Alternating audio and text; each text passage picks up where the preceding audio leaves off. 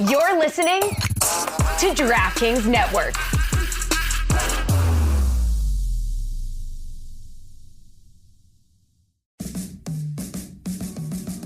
Welcome to the Big Suey, presented by DraftKings. Why are you listening to this show? The podcast that seems very similar to the other Dan Le Batard podcast. I'm sorry, I'm not going to apologize for that. In fact, the only difference seems to be this imaging. I have been tempted in restaurants just walking past tables to grab somebody's fries that if they're just there. That hasn't happened to you guys? I've done it. And now, here's the marching man to nowhere, Fat Face, and the habitual liar.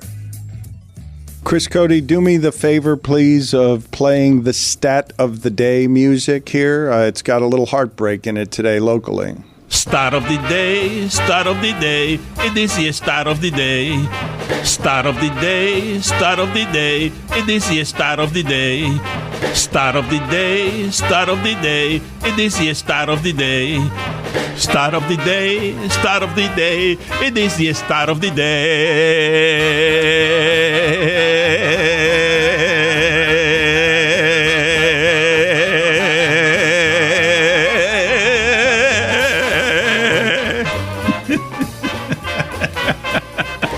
Jazz Chisholm became the first Yankee to hit 4 homers in his first 3 games.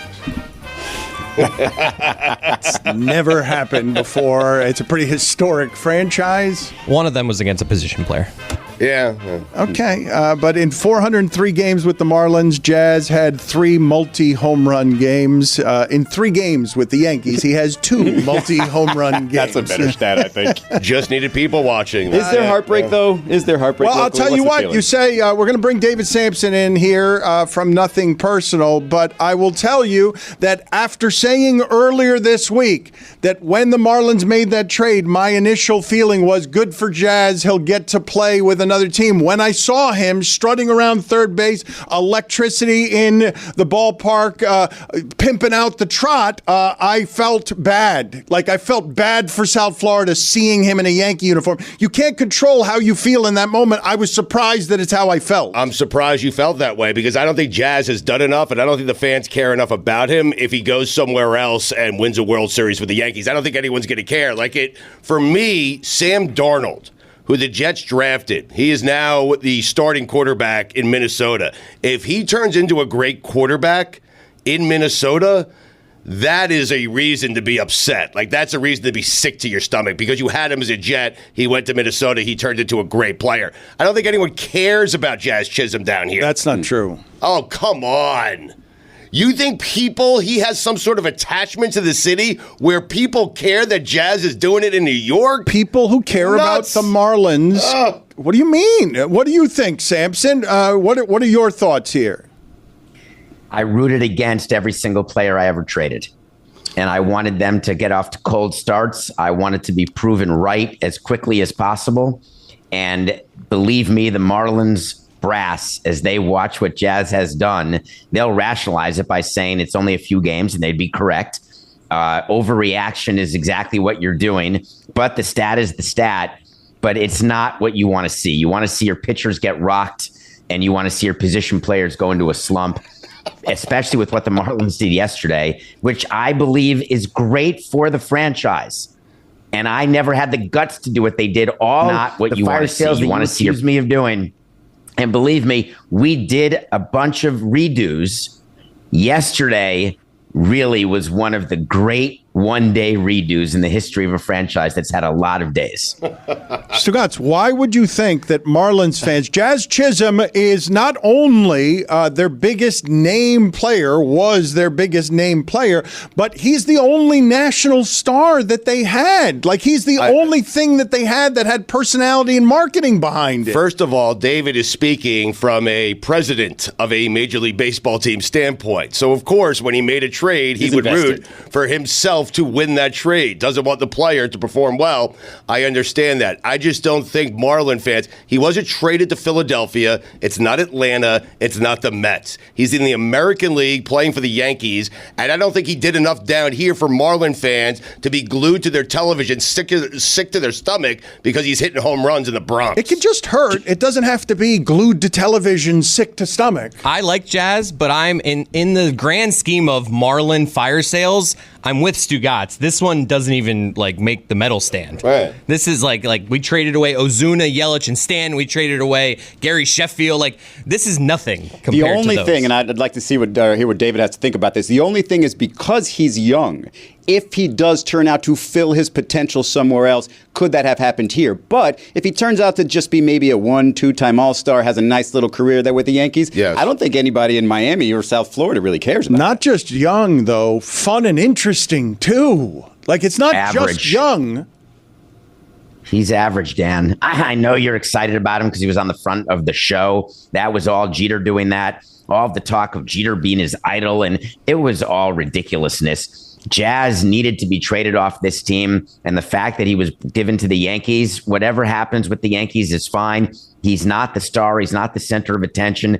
He's gotten off to a good start, and that's going to maybe give him the false sense that he's the center of some amount of attention. But wait till he goes 1 for 13 in New York. In Miami, it gets ignored with one camera. In New York, you're on the back page of the Post. So be careful what you wish for. Dave, you're saying he is average, and so far, numerically, if this is the player that he is, and he's been injured, then you will not be wrong on that.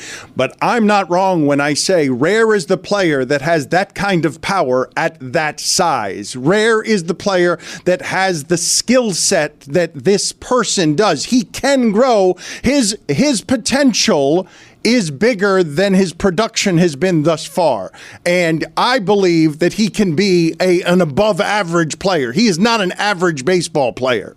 You're just wrong. You've described hundreds and thousands of players who didn't live up to what their potential could be, what they were scouted to be. They had the body to be better. It's just what you're saying. It's full of emotion. I get it. You're an emotional person. Dave, you cannot tell me I'm wrong in that amount of pop at that size. I am not wrong about that. Dan, the players voted him the most overrated player in major leagues. In the major leagues. Think about that. The players voted. Because of the amount of attention he's gotten while playing for the Marlins. Well, because he's average. His production so far has been that, but I believe he's going to be better than that. And I believe when he gets a chance to do it in a place that he's enthusiastic about playing, outside of injuries, that he will be better than that. I'm not arguing with you that the production hasn't lived up to the hype. I'm not arguing that part. $5.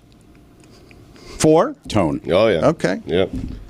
Over Jazz, I can't believe the hill you're going to die on is the Jazz Chisholm hill. You and Billy. It's staggering, the fact that you don't really have any discretion when it comes to your hills anymore. You and Billy really care about this franchise, and I kind of recognize being the lone angry voice, why isn't anyone caring as much as I do? And I think that's where you're at with the Marlins. I mean, they were blacked out here in the market on a major carrier for most of the season. That goes understand. And most people were like, it's fine, better off that. And they were in last place. Oh, but they didn't break up. This wasn't me trading away great players. This was a team trading away last place players. Let's not exaggerate what went on yesterday. Yeah, and I think my detachment from the Marlins was exactly what Mike said. It was them not being on TV. I'm not going out of my way, paying extra to watch them. It was a detachment, as far as I'm concerned, as a fan, while they were doing good, because I couldn't see them. You guys can be detached all you want about the fact that they've killed baseball down here so thoroughly that Chris Cody is like, yeah, I'll take a beating. It's not as bad as all the other beatings I've taken. I'll take this beating. This beating seems like it hurts less because it's not my entire outfield. But we are a last place team, Dan. Right. What are they building around Why keep here? them? Yeah. If we were in contention, I would agree with you. But it's just there's Tanner Scott, Arise, and Jazz Chisholm. It's just fine. It's the lone thing that I miss about being a Browns fan is that nothing can break me. I've seen it all. Exactly. Nothing can hurt me worse. Achilles, 4 plays in. Yeah. What do you think of the trade deadline movement in general, David? I love it. Listen, when they changed from 2 deadlines to 1, here's a little nugget for you. There's no August deadline anymore. So this is the final deadline. What your roster is what your roster is right now. And MLB did it trying to win a day. And I think they won the day. There were 30 trades made. The Olympics were going on. Yet people were very focused on all of the movement in baseball. And you try to do it. Roger Goodell is the king of this. He wants to win a day. And he finds so many different ways to win days. And this one was for MLB. No, they weren't, David. No, we were all watching the Olympics yesterday. Come on. Well, split screen. Simone Biles was performing. Suni Lee, Jordan Childs, Goosey's, by the way. I was updating X all day, waiting for news. And it's funny, before social media, the way we got trade information on trade deadline day is we'd watch either ESPN or MLB Network, and there'd be a ticker. But really, the way you do it on the inside is you get a computer list of the rosters of teams, and you see players being blipped off one team and being added to another team. But yesterday, all you had to do was press refresh, and it was horrible because my For You timeline was all political. Is anyone else having that issue? Yeah, it's almost as if they're fixing it that way. There's no way. I stay off the For You timeline. Do you believe? What do you do? Just the following? Just the you following. got to do My following. chamber. That's the default position For You, and they're very clearly trying to manipulate the election. I can't deny that. It's horrible. But the problem is I don't follow enough people, so my following is just full of nonsense. So I'm going to do better. Maybe I need a list of people I should be following. I also don't like when you update your Twitter and you get the same 10 people trying to be first to something, but then they have to give credit to the same guy. So you're seeing the same thing 10 times. I got to find a way to get rid of that too. While we're on the topic of tech, if you have a Yahoo email address or Yahoo password for your fantasy leagues, go ahead and change that. There was a big data breach today. What are they going to learn? What else is like new? My favorites, like my keeper? I'm numb to the data breaches. I get things in the mail that my data's been breached, and I used to have people ready to be hired in order to fix things and change things and it would get stop a new your Social day. Security. Yes. Now I throw it away. Like, what? You think anyone's going to change their Yahoo password because of a data breach? Every time I get a text that says, "Hello, Jose, how are you today?" I was like, "Oh, another breach. What? I wonder what it is this time." Samson, stay there. We're going to come back with you in a second. I want to talk to you about what InterMiami is doing because they're raising ticket prices again. What are you lying to you? What are you smiling about back there, Mike? Why are you smiling about raised ticket prices? It was a banner day for InterMiami. They got a lot of news, some of it good, mostly bad. We'll get into that with David Samson next. But it seems as though the people that are paying for Messi aren't Brighton, who just bought a player. It was a great bit of business from InterMiami. It's the season ticket holders. You're paying for everything. That's right. That's how that and one you're works. getting less as a bonus. Yes. Look at that. And look at how that smile on David Makes him Samson. so Look happy. at him. Yeah. Look at how radiant he is. And you're schlepping to Fort Lauderdale. Asshole.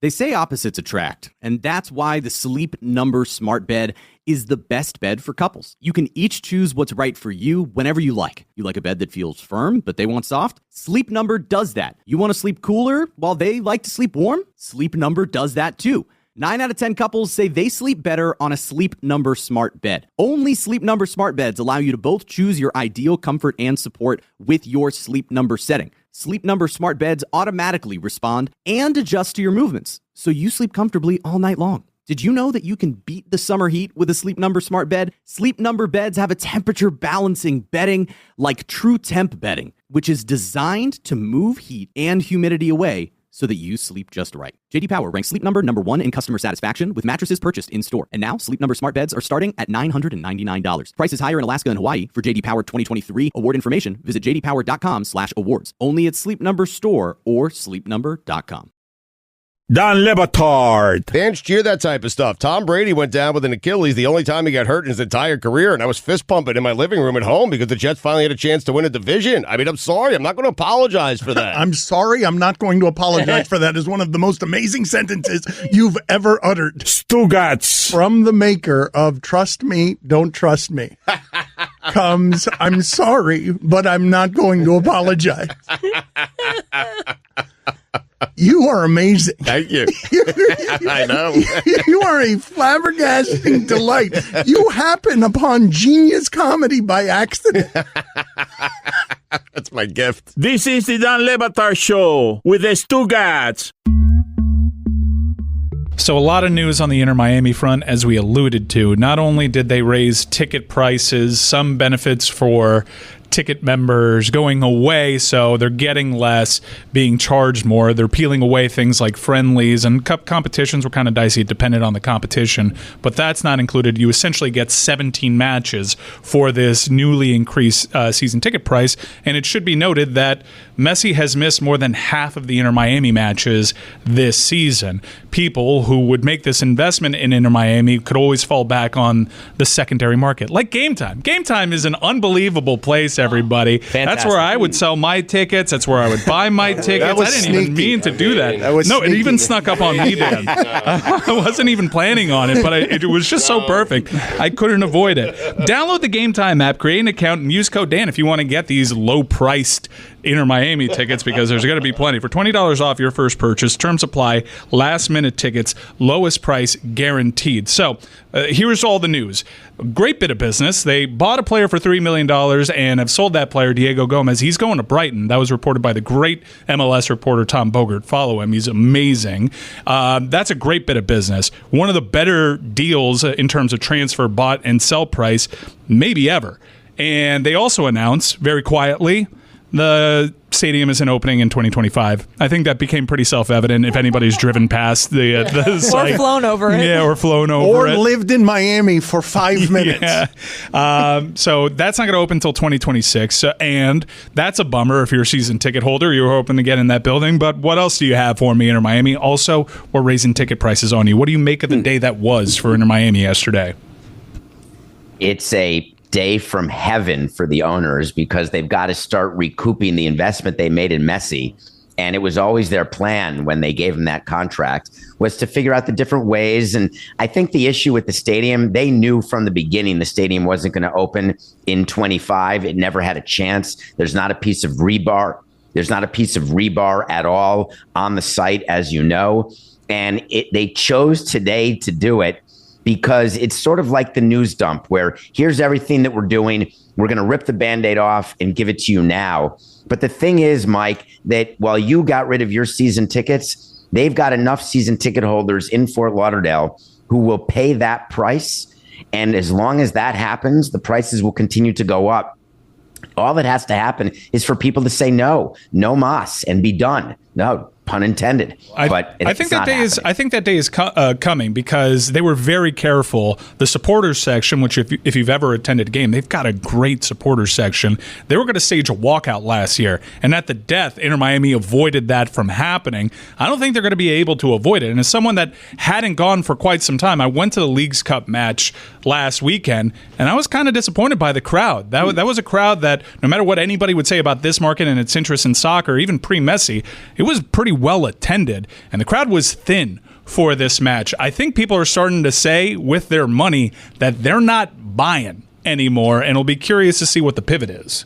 And I think Miami is just being Miami. And I don't want to be critical of it as a market at all, but there are attendance issues. There just are in every sport. And you can clap back at me with the Heat or with the Dolphins, and I will always argue that attendance in Miami has been an issue. I would say it was thin for InterMiami, not thin for a crowd. And I would not at all, considering the trek that most InterMiami fans have to make, I would not put any of this on InterMiami fans. I think they're really loyal. They've shown it since day one of the franchise. This franchise is starting to betray the day ones, and it's really unfortunate. It's a tough thing that you have to figure out when your team is now worth $1 billion, which is what Moss claims. You are going to, at some point, betray your day ones, because it's like with a growing show. Your day one audience is different than your day 1,000 audience, and you don't want to betray them, but you've moved on. You've gotten bigger. It's like saying that you're sad about your starter house, that you move out of it when you get to move into a bigger home. Are you betraying that starter house? And I don't want to sound like I'm being too harsh to original fans, But the reality is, Mike, that you're the last person on an owner's mind. The day one, the emotional guy, the one who bought tickets. And I'm just trying to give you some truth here. You're just not the focus for the sales department or the owner. Mike, I'm curious if you would have felt this way if Messi hadn't gotten hurt, if he was playing in that game, in the Leagues Cup game, and it had been the full sort of rowdy crowd that you expected. Were you still thinking that it's on the verge of, I guess, some sort of fan collapse, if you will? I don't think they're on the verge of a fan collapse. I think that they're going to, I think that from what I'm gathering on social media, I don't think they're going to be able to avoid a supporter walkout, which are optics that I know for a fact they desperately tried to avoid last year because they didn't want those. And so we'll see if they're able to avoid it this year. I know the InterMiami fan, I know how vocal they are. I know how passionate they are and how hurt they are by this, and they're feeling priced out by all of it. And no, it's not like the starter home because InterMiami is not going to give up the starter home. They're going to own that land in Fort Lauderdale no matter what, and they got a pretty sweet deal on the new land. I'm not at all comparing their trials and tribulations to that of the average American moving homes. I would say that supporter walkouts, if you look at the EPL and look at soccer overseas, there's supporter uprisings all the time. And they're hugely effective to the point that they broke up trillion-dollar deals. I think, if anything, the U.S. soccer fan can learn something from what happens at Europe because they don't. Do you realize? I know somebody that runs business operations over in the U.K. He has to have a town hall if he charges 7 cents more for a soda. The fans absolutely have a voice over there, and we should honestly learn something from it. Wait, because they have the town hall, does that mean they don't go ahead and do the price increase? Often. That's like Ricketts flying. David, are you trying to outgun me here? Because, no, they've I'm stopped it. Are you not familiar with Super League? Like, they stopped that, and it may come back, and it's going to be totally different from what they tried to shove through the door. Yeah. No, they've stood in the way of capitalism, progress, if you're looking at it from a business standpoint, for decades on end. So would a fan walkout even work here if the fans don't have that type of pull? I don't know. America is totally different because I think the consumer is largely resigned to them being powerless when there's plenty of examples abroad. For it working, Mike? I'm trying to understand. Does it have to do with payroll? Does it have to do with finances? Does it have to do with the worth of the team? The consumer in Europe has successfully, time and time again, stopped ticket price increases, has stopped price gouging, time after time. Do you see some of that incrementally? Yes. Do some clubs get away with it more than others? Yes. Do fans force people to step down from their positions? All the time in the UK. All the time. There is a resignation here from the American consumer and sports fan that they are totally powerless. That is terrible business. And you're saying we don't have that here? David, hold on a second. That's terrible business, though, Mike. You're not a lot of fans to dictate what your business model is. If you want to raise tickets, you raise tickets. You don't ask the fans. And you are proud to be an American. I mean, I'm sure he is. But in addition to that being true, what Stugotz is saying, it does happen here in the States when you've got CEOs who get shackled or they get fired or it happened at Boeing. It doesn't happen in sports. It only happens when you hire a head coach that you're not happy with, and that's how Greg Schiano stays at Rutgers.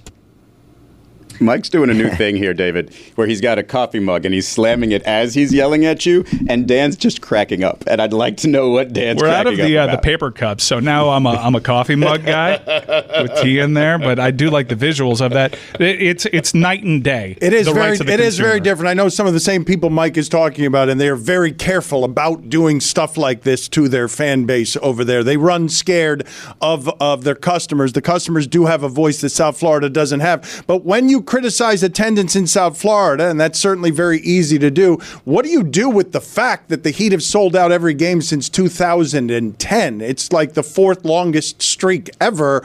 That is a fact. Well, don't get me started on how to get a sellout streak, but the Heat do deserve credit. They have had a sustained period of multi-generational success with different sets of players. They have run their organization in a way that no one else in Miami has been able to do. Frankly, very few teams are able to keep a competitive window open as long as they have. Of course, what happens when they're not in a competitive window and when they're in the lottery? Will they still be selling out? And there were times when they had to curtain the upper deck when they weren't getting sellouts. So there are roller coasters and ups and downs. Congratulations. The Heat have had this sustained open window which is amazing, but it's hard to keep those open forever. But you're blaming attendance in South Florida on South Florida, and I'm giving you an example of, well, if you run your organization right, it doesn't seem to be the same attendance Look at problem. what's going on with the Panthers. They're truly sold out. Crazy demand because they finally fixed what was going on up top. But that's such a Miami-centric thing that you're saying. There are almost every market is the same. When there is success, it can correlate to increased attendance, increased ticket prices. It just feels like it's a Miami thing. But the fact of the matter is there's attendance issues in very many different cities. Cities like Pittsburgh or Cincinnati or Kansas City or Tampa on the west coast of Florida. When you don't have a franchise that works, it doesn't work. But then once you win, it works. There's this thing that we try to say that, oh, it's about the experience or it's about the stadium location. It's a bunch of horse hockey. Fans want to support a winner, and that's it. And so the Marlins have just never been able to have sustained winning under any of our watches, and that's why there's never been good attendance. When the Panthers weren't winning, they had to pay people to go under Michael Yormark. Now they're winning, and people are going, and that's a credit to Caldwell and Viola that they've put that team together. I understand what you're doing, and you're speaking from far more experience. I would say that baseball, and more so soccer, they highlight in-game atmospheres and experience more than others. That's why minor league baseball thrives in certain markets, because people like having fun at these ball games, and they don't really care whether or not their minor league baseball team wins anything or not. It's about experiences for certain sports because it can help. And InterMiami has tried to augment the in-stadium experience, but they're pricing those people out that care about those things. Everybody tries to augment the in-stadium experience. The reason why minor league attendance, A, their capacity is much smaller, and B, it is true that you're not going for the standings or going to see the players of the future. You're actually going for a more professional version of the Savannah Bananas. And that's been going on since the days of Bill Veeck. That's when he tried to bring minor league thoughts to the White Sox. You know what happened with Disco Night. And maybe Dan's the only one in the room. Maybe Mike remembers. Maybe Chris. Riot. There was am I the only one? No, it was a riot. Like a bunch of fans came on. There was a famous thing. Jessica knows what everyone knows what you're talking about. And the Savannah Bananas represent one of the great business successes in the history of American sports. Well, they're the Harlem Globetrotters. It's fantastic. They travel around and they put on a performance where it's not about wins and losses. It's not about knowing who's on the team and being upset when a player gets traded or not signed to a long-term deal. You're simply there to be entertained. And in professional sports, we always used to say, we're in the entertainment business. We want to entertain you. And that's a line that I would use all the time, but my fingers and toes would be crossed because I said it because I wanted it to be true. But when you're in professional sports, you're in the winning business. That's the only business you're in. Before we get out of here with you, what do you think of the idea or the discrepancies in how it is that countries pay their athletes? This is so good. Are you watching, Jessica, the Olympics? Have you read the article where it goes over the countries and how they reward their medalists? So in the U.S., we don't do much of anything. It's like 30 grand for a gold and 20 grand for a silver and 10 grand for a bronze and no money for tin. But Singapore it's like over 700 grand. But my favorite is Kazakhstan. If you win the gold medal, and they have a gold medal winner this year, you get a 3-bedroom apartment. Wow. If you win the silver, they give you a 2-bedroom apartment. And if you win the bronze, they give you a 1-bedroom apartment. And the reason I'm laughing is that, of course, the apartment's in Kazakhstan. It's not like it's in Tribeca or it's in somewhere like in the village. Can we negotiate? Of course, the U.S. can't do it, but there's all sorts of funny things that medalists get. The United States should be appalled at its treatment of its Olympic athletes because it's pretty much the only developed country that doesn't actually fund its Olympic programs. That's why you have Flava Flav actually sponsoring some of these athletes and these sports, because it's all private sponsorships. And as an added bonus, the NCAA is trying to add it as a pork tax to this settlement and make the student athletes actually pay for these Olympic programs as opposed to the government actually stepping up. But we're winning like 200 medals every single Olympics. I mean, if David was in charge, he wouldn't be paying that much money either. It's really embarrassing that we don't fund these programs. What kind of tax is that? Look, I know what a pork tax is. Pork barrel tax is. It's an earmark. You hide Sounds delicious. something. You just hide something inside of a bill and try to shove it through. You can say it's not kosher, but at the end of the day, the reason why we win so many medals is we have so many great athletes who want to be Olympians because they find a way to get paid other ways or to be satisfied other ways. The quickest way to increase pay is for us to be at the bottom of the medal list. Then all of a sudden the U.S. would step up.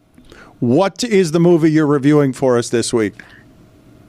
Dirty Pop. Oh, I saw that. Old dirty Lou Pearlman. That guy's so bad, or was so bad. Yeah, spoiler alert, was.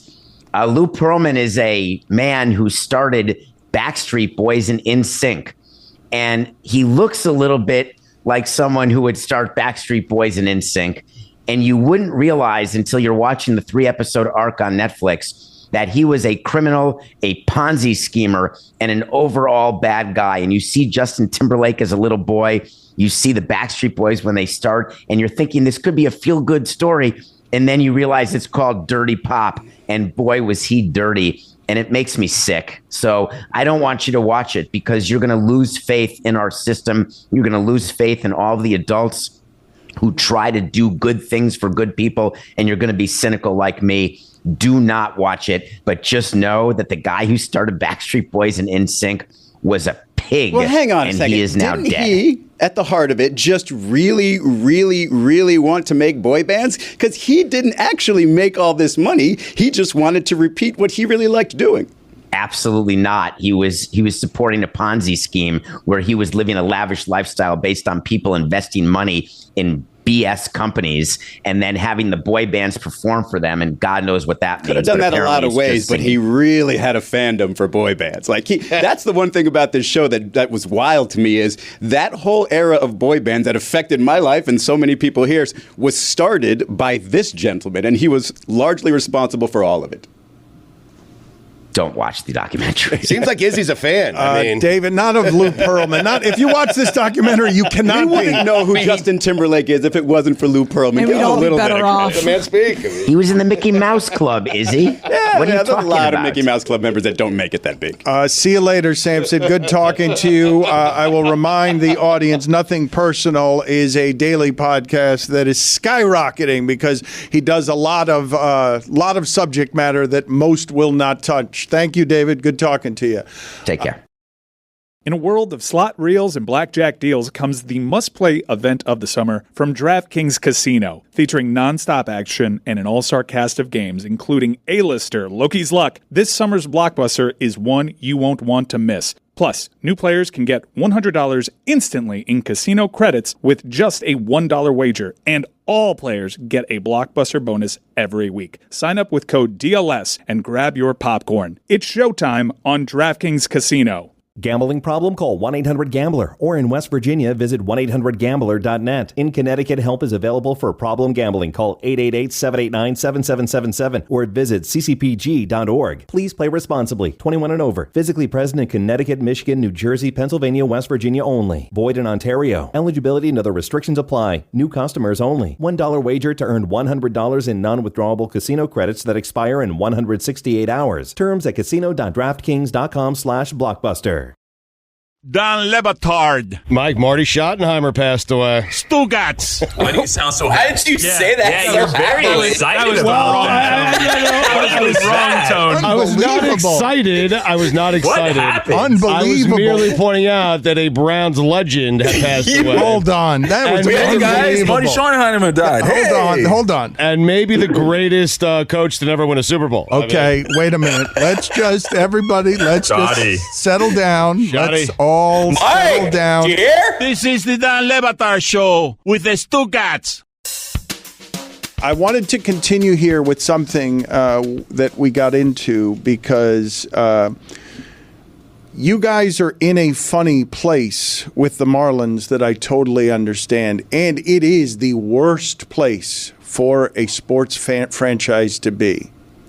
The sports franchise would prefer its customers to be angry because angry means you still care. The way that Chris Cody and Stugotz just talked about what the Marlins just did, indifferent. No anger. Yeah. Indifferent is the worst thing that you have in a customer base. And this franchise has very much earned that indifference because it has burned through so much anger that turns into betrayal.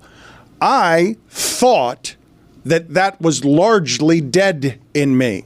And when I saw Jazz Chisholm rounding the bases, wearing the Yankee uniform, reflexively, I did not want that to exist in me. Right. I got bothered all over again, and it feels to me like how the argument with your wife or husband that's not actually about leaving the toilet seat up, but all the other resentments. Right. My anger about the Jazz Chisholm thing isn't contained within Jazz Chisholm, because I can make all the logical arguments for why it is you should trade for prospects and rebuild the whole thing, burn it all down with every value that you've ever had. But I've already seen them do that with Ozuna, Stanton, and Yelich, bringing back all the players that weren't good enough and then waited for these to get good enough, and now they're trading their entire bullpen as well. You had some night last night. You really have the full range of emotions. How many reactions did you have? I mean... Well, I care about sports, though, Stu, guys. Hey, highs and lows, highs and lows. Just a night. I mean, in August. You're a one percenter when it comes to Marlin fandom, right? You were there from the beginning. Baseball's in your heart. Like, that feeling that came back to you that you didn't expect. I don't know if Chris Cody even had it, who is one of the biggest Marlins fans I know. Did you have that? 2%er, Chris Cody. Look, I agree with Dan. Like, Jazz is a good player. I didn't dislike Jazz. I just, with this Marlins team, they weren't going. They're a last place team. And usually these trades, all the prospects we get back are like, oh, they didn't even get good prospects. Everything you're reading from this one's like they said, we gave up Trevor Rogers, and the Orioles fans are pissed at they gave up. So the reports are that and the Padres gave up a bunch. So, like, the reports are better for the haul that we got than they usually are. Agreed. And I understand that it's difficult to sell people on prospects because they prefer names and something they have already seen. But I would simply tell you that my anger starts with Derek Jeter got away with doing nothing here that was positive. Zero. Playoffs. Zero positive things that he did. You're telling me playoffs?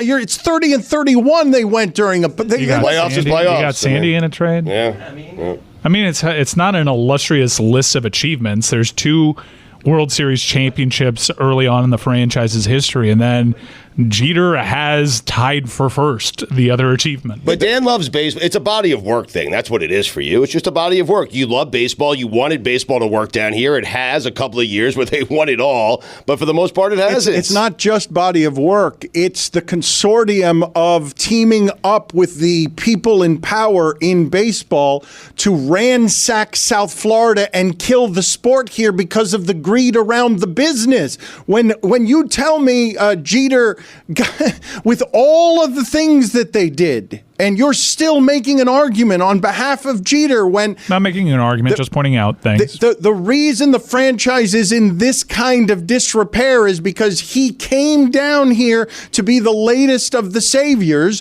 cashed out, made a ton of money himself, and didn't actually leave the organization in any better of a position than that's most guilty is a guy we just had on who inflated the franchise's value and got an owner that literally couldn't afford his price tag. Like, you keep complaining about it, you just have the guy that's most responsible for it on. You mentioned the latest of the saviors. That to me is, hey, if you don't understand what's happening here, there's not going to be a savior. It's going to keep happening, and this is what's happened to me. It's just like you're blaming Derek Jeter for taking a good deal. But you're not blaming David Samson for taking a good deal. Mike, I don't spend any time blaming David No, Samson. I'm Why don't you saying, ask David Sampson if I spend any time blaming But David Sampson? it's all a Jeter. It's like a ghost of Christmas past. It doesn't matter. $5 from each of you. In 1997, I remember driving back up to Gainesville in a crackling radio, listening to Game 7 of that World Series, and I thought at that moment, I thought it's in 93, but I thought at that moment I was a fan for life. And I am nowhere near that. In fact, I'm at the point now that if this team were to up and move and become the Las Vegas Golden Nuggets, like John Bowles used to say, I wouldn't even blink an eye. It would not bother me. It would not hurt my heart. I don't think John Bowles could blink an eye. His face is frozen in time. I would say, now they'll go to a city that appreciates them. I don't care about them. That's how little I care about them. I haven't seen them in 3 years. I've been to that stadium 3 times. Only once did I stay for the game. I get angry when surrounded by that indifference. It's what's making me angry. It's what's bothering me about it that these things happen and you guys are just so you're mad at us. There's nothing that we can do. We tried to change it. We confronted the commissioner about it. Yeah. We gave it our best go. Commissioner had a bad interview. Now we're several years removed from that. What can we do about it?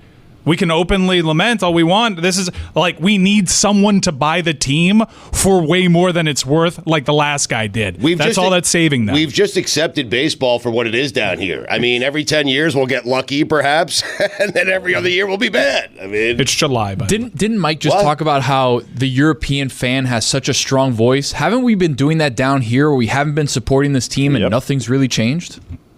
Not a thing. I'm more invested in InterMiami. I've got the MLS season pass. I've bought my nephew's Messi jerseys. I'm way more of an Inter fan than I am a Marlins fan. 30 days has September, April, June, November. You're right. Damn it. Yeah. He's right. I thought it was August. It's a sneaky little month. 31, huh? Hey there, loyal listener. As you know, in listening to this show, we've been around for almost 20 years. It's going to be 20 years in September, and a lot has changed over those years. Not just the cast, but the locations we've been doing it from. We started out in Miami Gardens, went to South Beach, and now we're in downtown Miami. A lot has changed. One thing that hasn't is the great taste of Miller Lite, and the support Miller Lite has had for this show, which I'm very fond of. Another thing that hasn't changed is that it's less filling. So what is the best thing about the original light beer? Miller Lite sparked this debate way back in 1975, and we still haven't settled it. For me, it's the undebatable quality, great taste, and only 96 calories. You don't have to choose what's best. Miller Lite has great taste and is less filling. Tastes like Miller time. To get Miller Lite delivered right to your door, visit MillerLite.com/Dan, or you can find it pretty much anywhere that sells beer. Celebrate responsibly. Miller Brewing Company, Milwaukee, Wisconsin, 96 calories per 12 ounces. Fewer calories and carbs than premium regular beer.